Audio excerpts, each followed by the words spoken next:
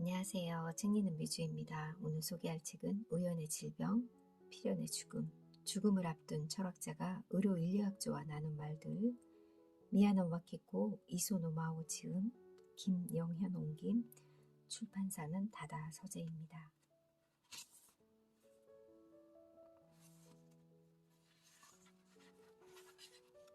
미야노 마키코, 연극을 하며 생각했던 것이 바로 철학이었다는 사실을 3학년 때 깨닫고 철학의 길을 나아가기로 결심했다.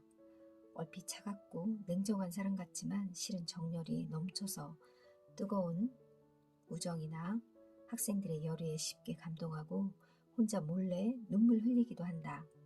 병 때문에 떨어진 체력과 타고난 끈기와 경이로운 정신력으로 보충했다. 특히 8번째 편지에는 전율이 일어날 정도로 뛰어난 강속구를 던졌고 공을 받아낸 이소노 마오가 그대로 벽까지 날아가 30분 동안 쓰러져 있었다는 전설이 있다. 실화를 바탕으로 한 전설이다. 이소노 마오, 미국으로 유학을 갔지만 우연히 접한 문화 인류학에 큰 충격을 받아서 4월 뒤에 전공을 변경했다. 이 책에서는 주로 질문을 던지는 역할을 맡았지만 내용에 따라 투수, 포수, 외야수, 상대의 선수, 코치 등을 변화무쌍하게 오갔다. 이 책의 에이스가 병중에서 나란 무엇인가라는 물음에 답을 구하는 동반자로 자신을 선택했다는 걸 나중에야 듣고 무척 놀랐다. 언제부터 저는 정말로 병이 악화되었을까요? 언제부터 이소노 씨는 저와의 만남과 이별을 동시에 경험하면서 편지를 주고받게 되었을까요? 언제부터 우리는 이런 길로 이끌렸을까요? 단지 우연히 거듭된 결과일까요? 아니면 필연일까요? 이런 질문들 역시 이 책의 주제입니다. 늘 불확실한 시간이 흐르는 가운데 누군가와 만나는 것의 의미와 그 만남이 선사하는 놀라움, 마지막으로 여러분이 보게 될 풍경이 그 2년 너머에 있는 시작으로 가득한 세계로 이어지길 기도합니다. 미야노 마키코.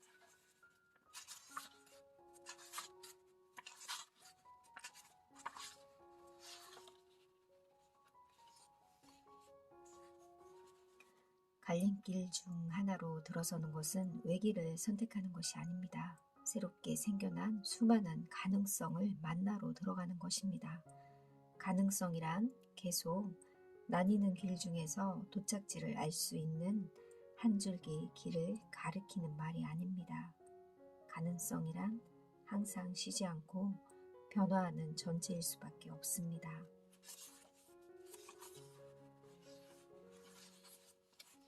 왼손잡이 철학자 미야노 마키코님께 의사가 제시한 위험성을 마주한 제 앞에는 암을 적당히 억제하면서 지금처럼 살아가는 인생, 부작용에 괴로워하면서도 어떻게든 살아가는 인생, 매우 무거운 부작용을 앓으며 간신히 연명하는 인생이라는 세 개의 길이 있습니다. 게다가 병과 약에 관련한 위험은 너무나 많기 때문에 촘촘한 갈림길 속에서 지금보다 나빠질 가능성의 인생의 대부분을 점령당했다고 느끼기 쉽지요. 그 때문에 아무 일도 없이 평범하게 사는 인생의 가능성은 희박하게 여겨집니다. 미야노 씨가 죽음을 기준으로 지금을 바라보며 후회 남지 않게 살자 같은 말에서 기만을 느끼고 계속해서 제시되는 위험성을 마주하며 평범하게 살아갈 가능성이 무척 적어진 것 같다고 생각하는 것은 지금 제가 말한 구조 속에서 만들어진 감각이 아닐까요? 미야노 씨가 죽음을 기준으로 지금을 바라보는 것에서 느끼는 위화감은 때때로 내 인생과 아무런 상관도 없는 제3자가 이런 위험한 일이 일어날지 모른다라고 예측하는 것 때문에 현재의 가능성이 좁아지는 데에서 느낀 위화감일지도 모릅니다. 2019년 5월 3일 역시 왼손잡이인 이소노 마오 드림.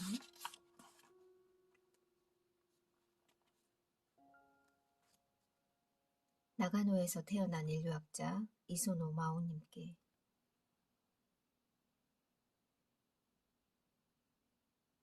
떨어져 살던 파트너와 교토의 집에서 함께 지내니 저에게 이런 일상이 왠지 소꿉놀이 같고 비일상적인 축제 같기도 합니다. 암이 낫는다와 암이 낫지 않는다는 사이에는 엄청난 간극이 있고 그 간극 속에는 갖가지 삶의 방식과 가능성이 있습니다. 1년에 한 번만 검사를 받는 환자는 암이 나은 사람일까요? 그렇다면 검사를 앞두고 품는 혹시 낫지 않았으면 어떡하지 하는 불안감은 어떻게 생각하면 될까요? 한 달에 한 번 호르몬 주사 치료를 받지만 병에 대해서는 주사를 맞을 때나 생각할 뿐이랴. 일에 매진하는 사람은 암이 낫지 않는 환자일까요? 암이 낫지 않아도 다양한 삶을 살 수 있습니다. 제 입으로 말하기는 그렇지만 저는 자신이 현대의학에 적절히 계몽된 착한 환자라고 생각합니다.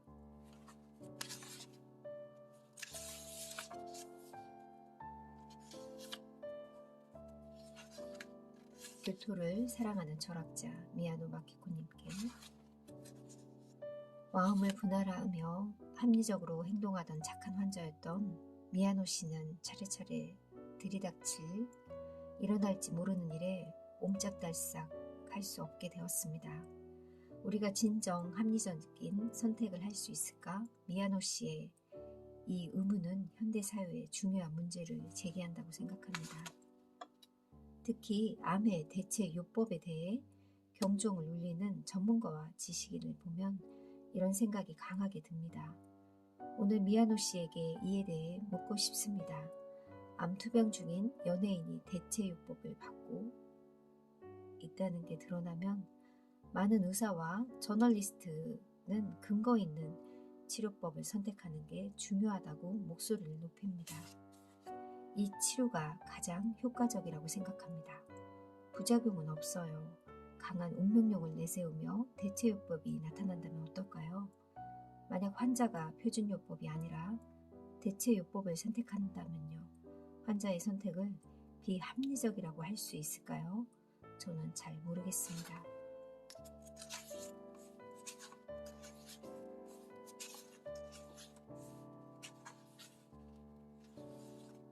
우리는 네이클로바가 생겨난 원인을 나중에 그럴듯하게 덧붙일 수 있습니다.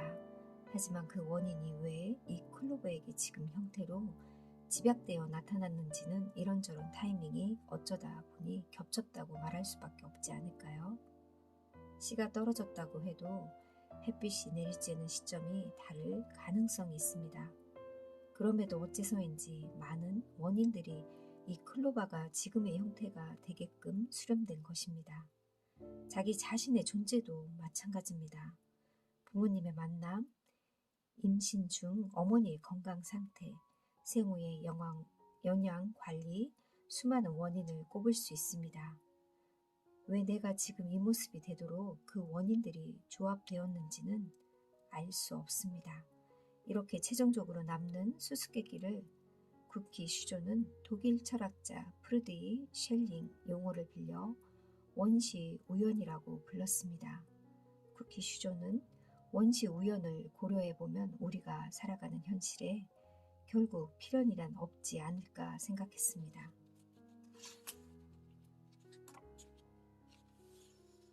수많은 조건과 여러 줄기의 흐름이 한순간 만나서 우연히 지금이 태어납니다. 야구에서 그런 장면을 마주할 때마다 저는 현실이란 이렇게 성립되는구나 하며 놀랍니다. 그와 동시에 아름다움을 느낍니다.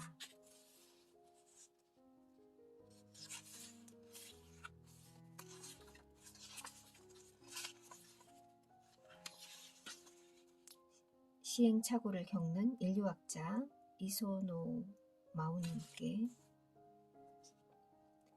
불운이란 한 줄로 늘어선 여러 가능성 중 실제로 한 가지 점이 일어난 것입니다. 한편 불행은 이미 일어난 일을 과거와 미래 사이 어딘가에 두고 의미를 부여한 결과입니다. 당연하지만 불운에 분노하고 학문의 언어로 불행과 맞서려 하는 철학자 미야노의 이면에는 훌쩍거리면서 불만을 늘어놓는 울보 미야노가 있습니다. 그런데 제 편지에는 울보 미야노가 드러나지 않지요. 편지에서 울보 미야노가 자취를 감추는 것은 보기 좋은 부분, 표현하기 쉬운 부분만 골라내는 말놀이와 거의 다르지 않습니다. 정돈되어서 놀이라고 끼어드는 틈이 없는 말들, 분명히 대화인데 점점 글 말과 가까워지는 것이 바로 병에 대한 대화입니다. 병에 대해 대화할 때는 신중한 자세는 꽤나 사람을 피폐하게 만듭니다. 그렇지 않아도 저는 100% 환자는 되고 싶지 않은 인간입니다. 남이 만든 스토리에 휘말리기도 싫고요. 그 결과 어떻게 되었을까요?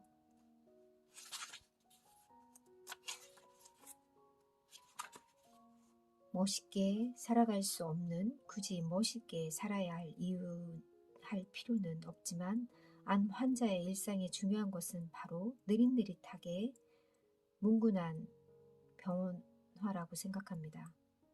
저는 불운과 불행을 분명히 나누지 못하고 암과 일상생활이 얼룩덜룩 뒤섞인 하루하루를 보내고 있습니다.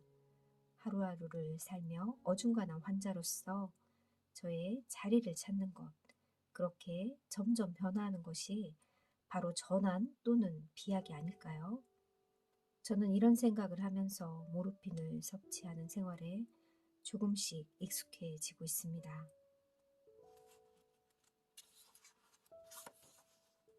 대화의 암묵적인 규칙에 입으로 하는 말만 포함되는 것은 아닙니다. 몸이 아픈 듯 하면 다가와 말을 걸거나 뭔가 해줄 수 없는지 찾는 등 행동도 대화에 포함된다고 저는 생각합니다. 갑자기 병세가 악화될지도 모른다. 이 말은 더 이상 추상적이지 않으며 가능성의 차원에 머무르지도 않습니다. 그 말은 그야말로 지금 저의 현실 속에 있고 명백하게 죽음과 직결되어 있습니다. 뒤집어 말하면 갑자기 병세가 악화되는 경험을 함으로써 저에게 죽음은 생생한 감촉으로 느껴집니다. 이런 삶의 최종 목적지로 여겨지는 것은 최근 유행하는 종말과 같습니다. 예측할 수 없는 죽음을 미리 죽음을 준비함으로써 가능한 자신의 인생에 책임을 지고 최대한 깔끔하게 이 세상에 이탈한다. 아무런 흔적을 남기지 않는다. 뭔가 완결되지 않는 것을 남겨서 주위를 번거롭게 하지 않고 자신의 인생에 자신의 손으로 마침표를 찍고 떠난다. 신뢰란 미래를 향하는 것이라기보다 지금 눈앞에 있는 당신에 대한 믿음이라고 할 수 있겠지요. 그래서 와스지 데스로가 인간의 진실이란 사람과 사람 사이에서 끊임없이 새롭게 일어나는 것이라고 말했던 모양입니다. 오직 너만 자아낼 수 있는 말을 글로 남겨 그 글이 세계에 어떻게 닿을지 지켜보기 전까지 절대로 죽지 마. 이소노 씨는 앞선 편지를 이렇게 마무리했습니다. 저는 지금 그래 그럴게 라고 약속하고 싶습니다. 병으로 병세는 점점 더 나빠질지 모르지만요. 어제도 멈추지 않는 기침 탓에 호흡곤란에 시달리면서 이미 많은 약속을 해버린 저의 무책임한 의문을 품었습니다. 지금 받아둔 일들을 전부 취소해 버리고 싶기도 했지요. 하지만 저에게 아직 내일이라는 시간이 있다면 저는 사람들과 지금 마주함으로써 새롭게 일어날 무엇인가를 믿고 싶습니다. 그렇게 점점 더 미완결인 것들을 끌어안으며 나아가는 게 바로 살아가는 것이라고 생각하니까요. 모두에게 귀찮은 일을 조금은 남겨두어도 괜찮지 않을까요? 죽음을 실감하며 살게 된 뒤로 저는 조금씩 제 멋대로인 사람이 되는 것 같습니다. 2019년 6월 9일 요즘 들어 의료용 침대를 사고 싶은 미야노 마키코 드림. 사람의 마음을 뒤흔든 연구란 결코 타인의 욕구를 충족해 주기 위한 것이 아니겠지요. 한 연구자가 인생을 걸고 모아온 자료들이 그 연구자의 인생의 궤적에서 기묘한 빛을 내며 다른 사람들이 생각조차 못했던 세계를 보여줄 때가 있습니다. 그럴 때 사람들은 눈앞의 욕구를 내던지고 새로운 세계로 뛰어듭니다. 8년 전 오른쪽 유방을 전부 절제했을 때 저의 심신은 너무나 불안정했습니다. 잘라낸 오른쪽 유방은 제 피하 지방으로 재건했기 때문에 얼핏 보면 제 신체는 전과 다름없습니다. 여러 번 손을 대어 만져보아도 오른쪽 유방에는 감각이 없었습니다. 고통이 없다는 건 공포입니다. 스스로 때리고 꼬집길 반복하면서 고통 속에서 저 자신을 찾아보았습니다. 그 공포와 마주하며 저는 철학의 언어를 모았습니다. 신체, 도식의 결락, 자기 의식으로서 신체, 보여지는 신체, 매개로서 신체, 하나씩 제 상태에 대입하여 제 몸을 설명하고 납득했습니다. 없어져 버린 제 유방의 감각을 말로 표현하며 빠져나간 부분을 꿰매려 한 것입니다. 그런 덕에 지금은 제 몸으로 일상을 생활을 하고 있습니다. 저는 모르핀을 대량 복용하고 생활하고 있습니다. 모르핀 탓에 저항할 수 없는 졸음에 휩싸이고 신체 감각이 불확실해졌습니다. 무섭습니다. 지금과 다를 수 있었다는 가능성 따위가 아니라 무속으로 제가 빨려들 것만 같습니다. 그 공포를 떨쳐내기 위해 저는 생각하고 글을 씁니다. 간신히 삶의 세계에 발을 딛고 있습니다. 고통과 죽음 속에서 나를 되찾고 계속 나로서 있기 위해 글을 씁니다. 이를 철학하는 이의 업이 아닌 다른 어떤 말로 표현할 수 있을까요? 저는 글을 씁니다. 그래서 꿈틀대는 생에 대한 집착, 그것이야말로 살아가려 하는 힘의 시초이며 우연성을 살아내는 행위라는 걸 병을 앓으며 저는 깨달았습니다. 이 고통은, 이 글을 쓰려 하는 충동은 저만의 것이니 우리 팀의 에이스는 틀림없이 저입니다. 다른 사람은 결코 던질 수 없을 것입니다. 2019년 6월 18일 미야노 마키코 드림. 만약 운명이 정말로 있다면 무엇일까요? 인생에서 닥치는 영문 모를 일을 받아들이고 단순한 연결점이 되지 않으려 저항하면서 사람들과 진실하게 마주하고 함께 발자취를 남기며 살아가겠노라 각오하는 용기가 바로 운명인 것 같습니다. 이 책의 무대 뒤에서는 당연하지만 이 책에 실린 우리의 편지에는 거짓이 없습니다. 우리의 관계는 편지에 담긴 것보다 훨씬 입체적이었고 그 입체성이 바탕이 있었기에 편지를 쓸 수 있었습니다. 몸이 아픈 사람과 그렇지 않은 사람들이 함께 여지를 지키며 하는 노력이야말로 만나며 살아가는 삶에 의미가 있다고 저는 생각합니다. 옴기니의 말. 미야노 마키코는 20년 넘게 철학에 천착한 대학 교수이며 스스로 철학자로 하길 주저했던 것입니다. 그는 이 책에 철학자로 자신만의 말을, 자신만의 세계를 담아냈습니다. 죽음의 문턱을 넘나들며 가쁜 호흡으로 쓴 문장은 때로 거칠고 때론 논리가 비약하기도 한다. 불확실성으로 가득한 우연의 용기에 있게 뛰어들어야 만날 수 있는 세계에 가득가득 구불구불한 곡선을 효율, 한미, 성과를 무기삼아 말끔한 직선으로 정리하는 글에서 도저히 그런 세계를 만날 수 없다. 이 책의 또 다른 저자인 이소노 마오는 만남과 이별의 당사자임에도 미야노 마키코가 자신의 세계를 펼칠 수 있도록 든든한 버팀목이 되어주었다. 이 책에서 미야노 마키코가 마지막으로 쓴 글을 들어가며 2019년 10월 6일 들어가며를 쓴 미야노 마키코는 이튿날 긴급 입원했고 7월 22일 눈을 감았다. 그가 생애 마지막에 남긴 문장이 많은 이들에게 다 실현되길 진심으로 바람하지 않는다. 여러분이 보게 될 풍경이 그 2년 너머에 있는 시작으로 가득한 세계로 이어지길 기도합니다. 내일 당장 끝날지 모르는 삶이지만 나는 먼 미래를 위한 약속을 하려 합니다. 우리 모두가 그렇듯이.